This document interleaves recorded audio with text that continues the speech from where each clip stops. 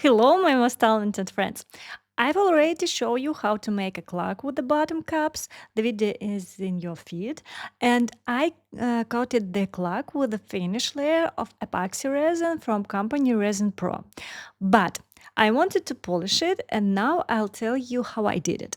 It's super easy and the shine is incredible. Here's a little tip.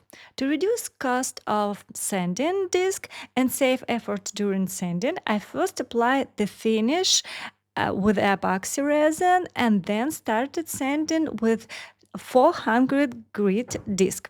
If your pieces isn't even or has imperfection, start with the 8 grit disc and work way up.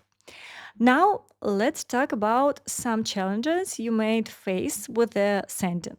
The key is to work as clearly as possible.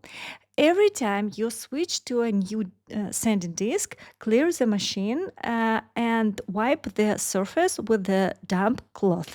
There must be absolutely no dust between the disk and the resin, or you get the deep scratches. After the 3000 disc, I wipe the surface with the damp cloth, switch to the 8 six or switch to the 600 disc and add a little water during service. This make the process gentle and reduce dust. After finish it with the 600 grid disc, I clear everything again and move on to the 800 disc. Then continue all the way up to 3000 disc. The higher the number, the more perfect the polish. You can even go to 8,000 or 7,000. Next, I use a polish machine.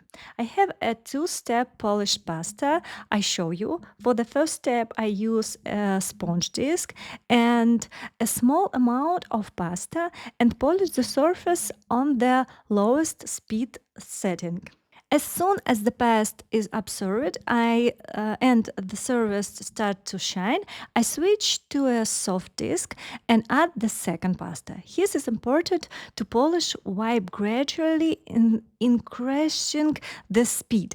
Start at the lower speed with the gently rocking motions, then increase the speed, keeping the same rocking motions. And guys, if a bubble appears during sanding, stop immediately, clear it out with water or solvent using a toothpick, then fill it with UV resin and cure it. Check the curing time in instruction. Once it's cured, continue sanding. Make sure to clear the surface of dust and add water as you go.